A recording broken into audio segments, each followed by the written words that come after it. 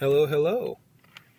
This is Christian Harris broadcasting live or recorded from Tallinn, Connecticut. I am here in the product management space for AccuMark, and I am going to go over the updates for AccuMark 3D version 12. So this will be part 1 of AccuMark 3D What's New.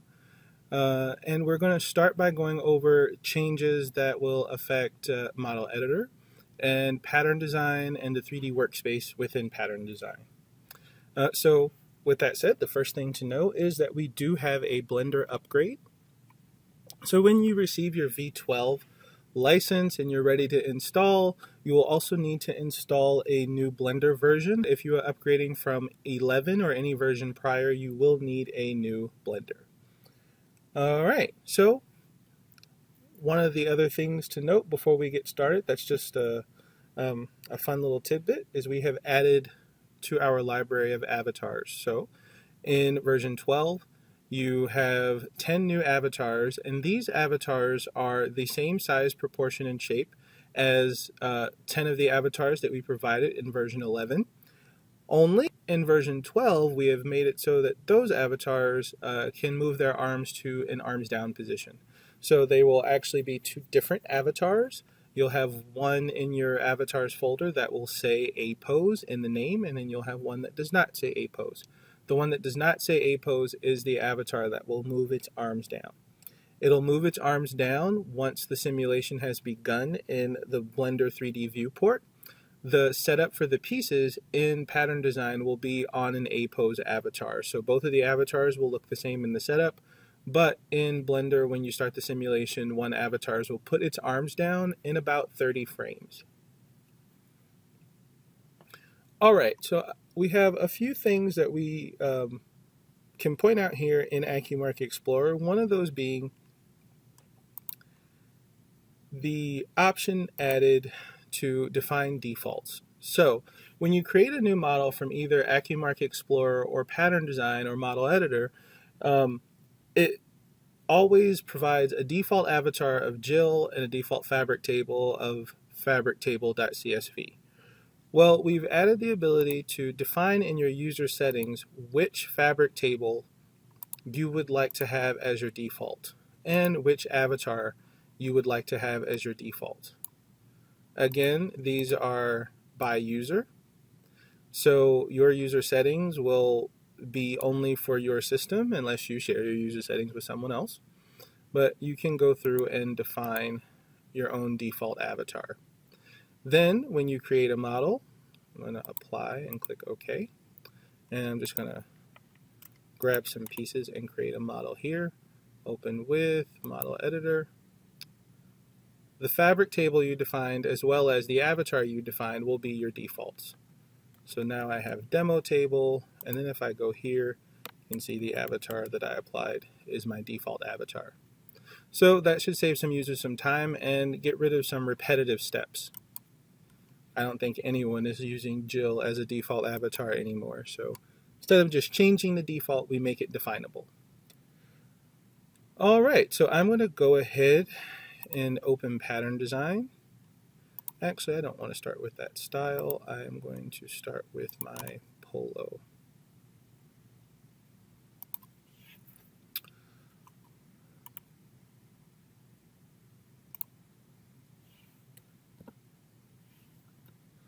All right.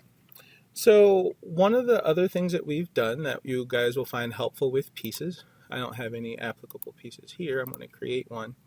We have added the ability to define a fold line on a mirror line. So I'm going to just go ahead and apply a fold. Oops, maybe I should apply the mirror line first. Let me mirror this piece. There we go. And then I'm going to go to 3D, create fold. And I just click the line that I want to be a fold line. In this case, it's my mirror line. I already have my values defined here. So I'm going to click there. Once I click on the mirror line, it opens the piece for me so that I can select which side it should fold back. And then as soon as I select the side to fold back, the piece will return to its folded shape. And if I view fold, you can see my fold properties are there.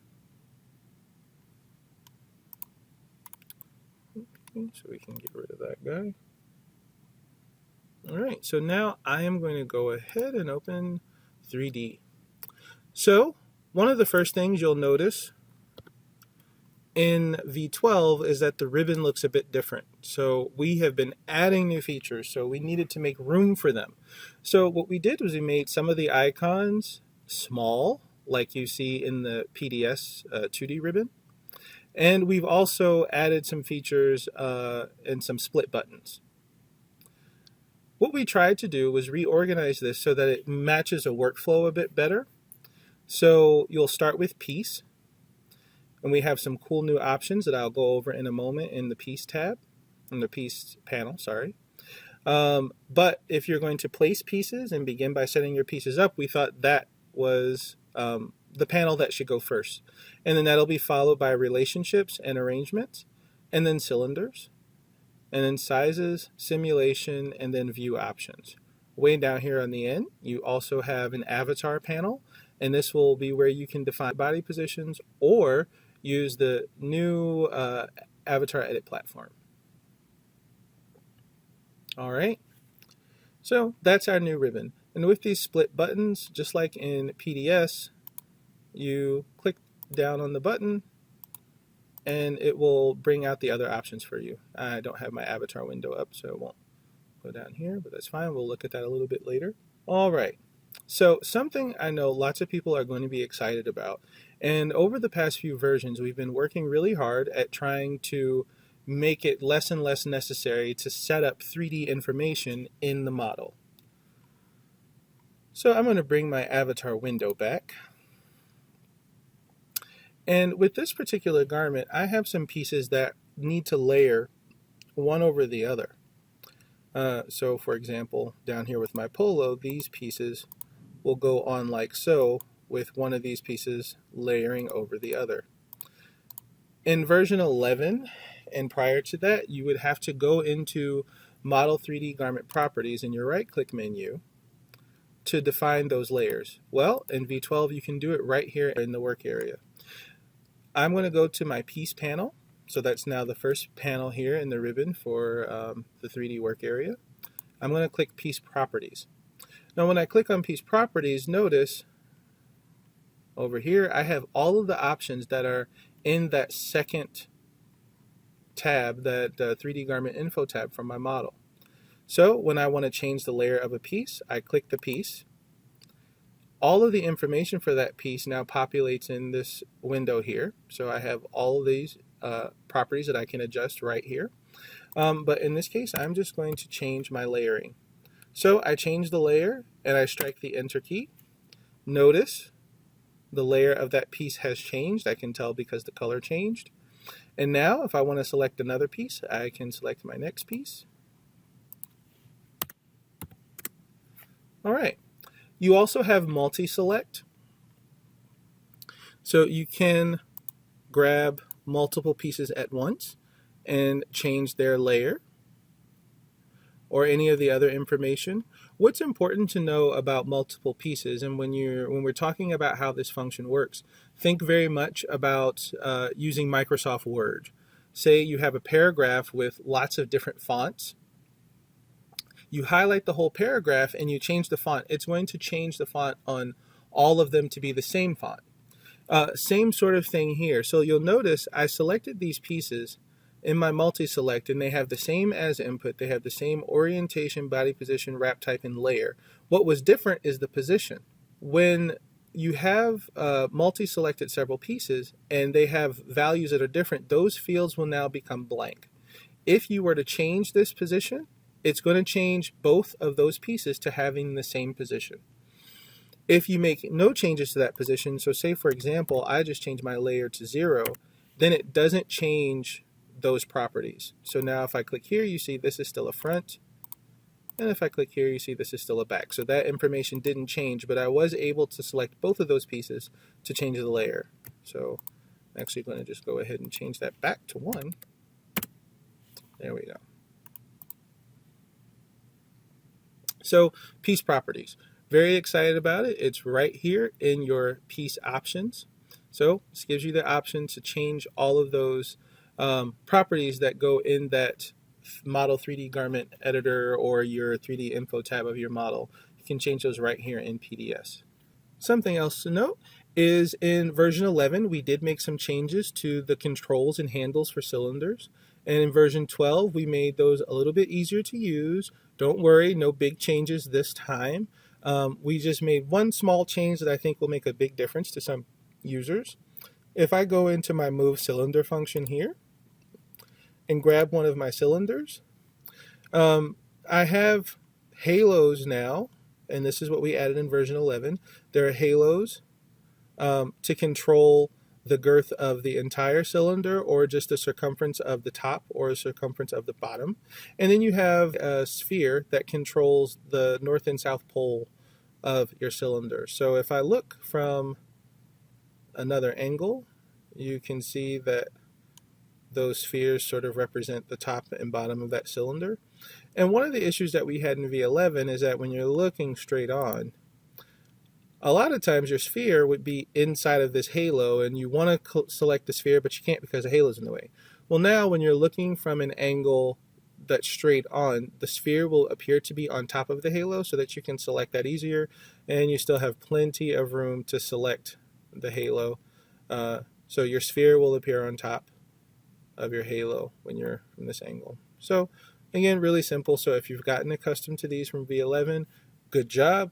Now we made it a little bit easier so that you can click where you want to click without anything getting in your way. Super. Okay, so you may notice with this particular style, my pieces are all out of whack. That's intentional. So this piece is actually set up to have have an avatar for each one of my graded sizes. So if I look at my largest size, we can see the positions there. And also for my smallest size, oops, let me just grab her collar. I want to move that up just a little bit. There we go, perfect. So double check the back. Okay. Not too bad.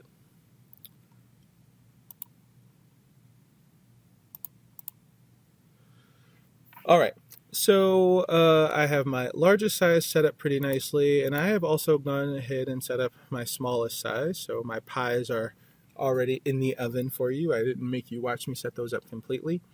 Because one of the features that we've added in V12 will help users a lot with graded sizes, and that's the ability to extrapolate between sizes. And what I mean by that is, for this example, I've went ahead and set up my smallest size and my largest size only. The rest of the sizes, you'll see the pieces are still all over the place, right? Well, Extrapolate, let me just go to my medium so we could see this. Extrapolate will use the largest size and the smallest size as a reference and blend everything in between. So if I go to Extrapolate All, which is nested under my sync positions, see, it positions the pieces for me. And not only did it do my medium, it did my large, and it did my small. So I've tested this on size lines that have up to 12 sizes in them, and it worked pretty beautifully. And if you think about this, especially in garments where you have lots of pieces, where the setup is pretty complicated, sometimes you don't want to have to go through and set it up for each size. All right, now we're going to move ahead to another style. I want to show you some other fun new tricks that you'll like playing with in V12. I'm going to open my Skater in Model Editor so that we can talk about defining 3D positions based on your piece categories or piece descriptions. Now, every one of our AccuMark customers has their own way of managing piece categories or piece descriptions. Some people don't use them at all. Some customers use piece description to describe the number of flips or cuts for a piece. And there are some people who have very, very well defined methods and rules for how everyone in their organization uses piece categories and piece descriptions. So this is really going to be a big win for all of those users who are very organized with how they use and name their piece categories or piece descriptions. So in Model Editor, if I go to 3D Positions in my View option, there are Assign by Category, Assign by Description, and Define. Now, you can define this without having a model open. It's not specific to a model, it's specific to a user. So it's going to create a file that is saved in your avatars folder. So you don't have to have a specific model open.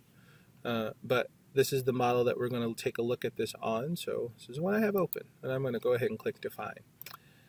I'm going to get a Define 3D Positions window, and here I can go through and enter my different piece categories, and then I can say which position and which body position that category matches. So I did some longhand piece categories here. So my shirt back, I've told the system that that should go on the back and be placed at about the chest level. And you can enter tons and tons and tons of these. And every time you enter either a category or a description, then the other field will be grayed out. So if you enter a description, notice as I start typing here, it grays out that category field. So in this one form, you define both categories and descriptions. Once you've done that, when you want to then set up your pieces, notice here I don't have any positions set up and I don't have any body positions. I can go to View, 3D Positions, Assign by Category, because that's what I have defined in my system, and it will fill in all of that information for me. So think about all the models that you have already set up, but you now want to take those to the next step or take those to the next level and set them up for 3D. This is going to help you guys have really organized systems for managing your piece categories and piece descriptions out quite a lot, because it fills that in for you. So I'm not going to save this model so I can show you what that looks like in Pattern Design. So you do have the option to define or to assign these piece positions by category or description in Model Editor. My friend Vera Marion prefers to define hers in Model Editor.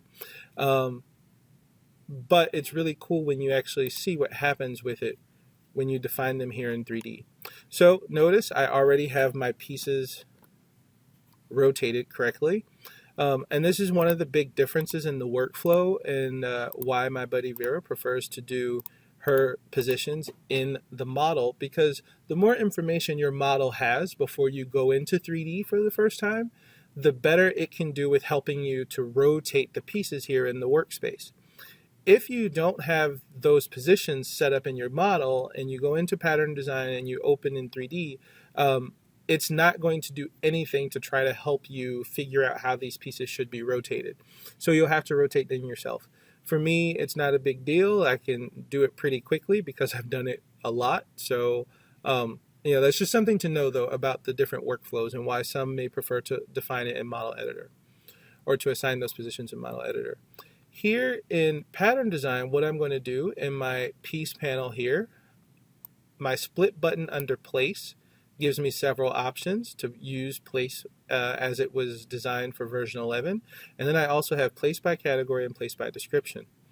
Because I have categories defined, I'm going to click Place by Category, and it brings all of those pieces onto the avatar for me. At this point, all I have to do is make a few adjustments to the pieces.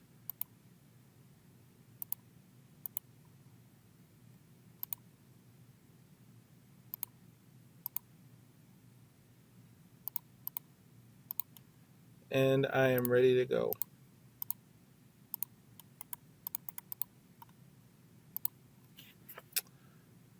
Okay, so that's Place by Category and Place by Description.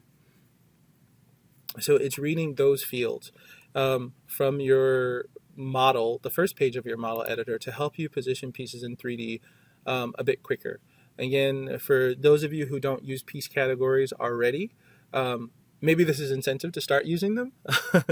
And if it's not, well, we have other options. You still can use the place piece function as it was designed in version 11.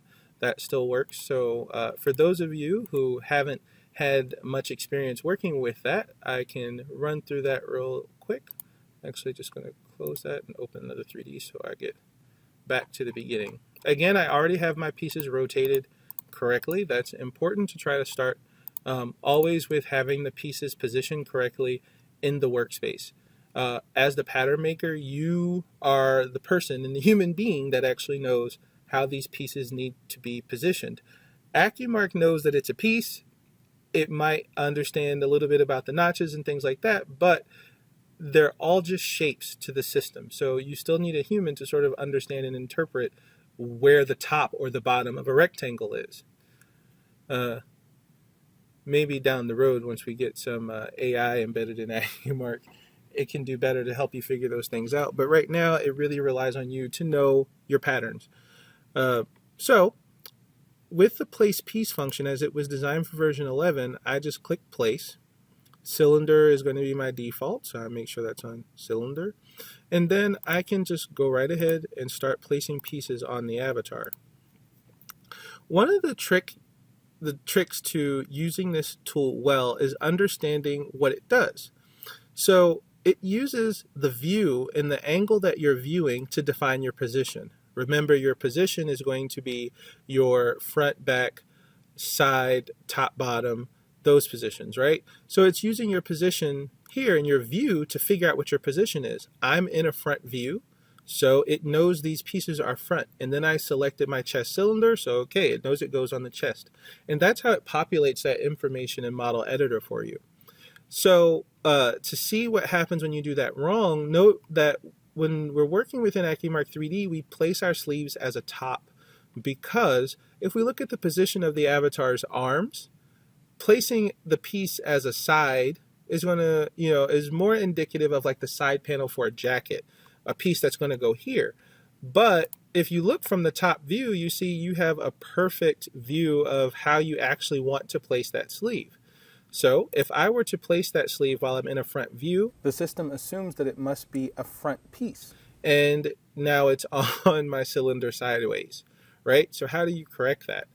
Well, look from a top view and now assign that piece. Now you have the correct configuration. So I do the same thing for my other sleeve. These are two different sleeves with two different fabrics, so I have to place them separately. Then I'm going to go and take a back view, place my back pieces.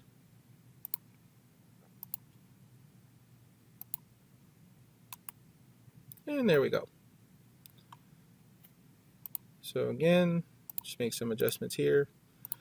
But definitely make sure you understand that it's using your angle of view to figure out what the positions for your pieces are. So a little V11 refresher. You have lots of options. So you customers who don't use piece categories, don't worry. We are still looking out for you too. But again, it's never a bad idea to start using your piece categories.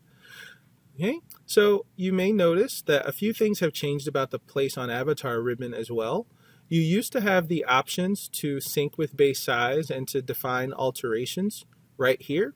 We moved those up to the ribbon because we want to keep things here specific to Place on Avatar window. So these are all options that are really related to the view and what you're doing in Place on Avatar, where sync with positions really affects the positions of your pieces and the information that saves in the background of your model, that piece information. So we moved those up here to the ribbon, and we created this sizes panel for those. The other thing that's changed about this, we got rid of some functions that were here, the guys that went up to my sizes panel. We also added an option to show wireframe. Show wireframe just shows you the pieces. Instead of being solid, now they are showing you the virtual mesh. So it's showing you the mesh of those pieces. So pretty simple function. This is really helpful when you think about needing to see through a piece. if you have lots of pieces that are layered and things like that. So that's an easy way to see through the piece. Again, it does relate back to the size of your mesh. So I have a really large mesh. You can see here I have a 2-inch grid size. So I have a really large mesh displaying here. Okay. So the last quick little feature that I want to go over for, or actually I have two more, sorry. I want to go over for what we've done to change things around in the in AccuMark 3D between Model Editor and PDS, is we have made the default for Show Stretched on. So what does that mean? You may have noticed from working in other versions of AccuMark 3D that when you sew a piece around the cylinder to itself, it's going to wrap that piece around the surface of the cylinder to make sure it captures the arm or the leg entirely. And in previous versions, that view was not always shown to the user.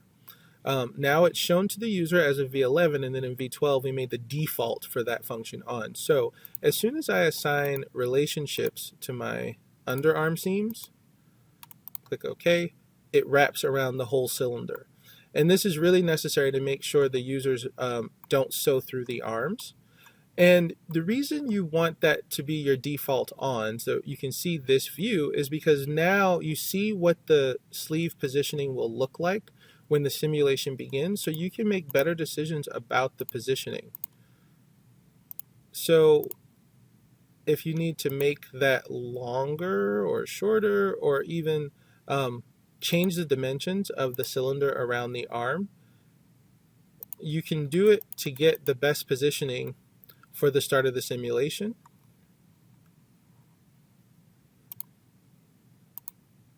As you have those defaults on.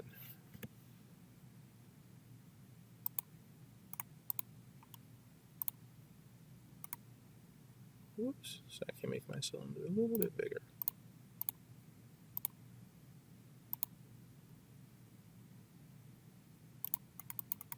There you go. So that is a default of on now.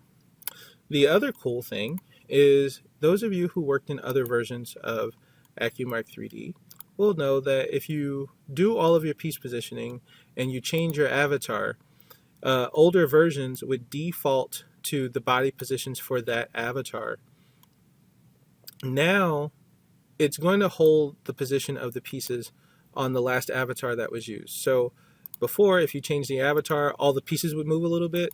Now the pieces stay in place and only the avatar moves. So if you have an avatar that's shorter or smaller, you have to move a little bit, but you're not losing the positions the way you were before. Generally speaking, what works for one avatar will work for the other avatars that you will put in it, because you're not typically going to try the same garment on someone who is 6 foot tall, or a standard size adult, and then put the same garment on a kid and expect not to have to move the garment down a little bit and expect it to be oversized. Most of the avatars that you change are going to be just about the same size, so you now don't have to go through and reconfigure all of your positions. All right, well, thank you so much. That was part 1.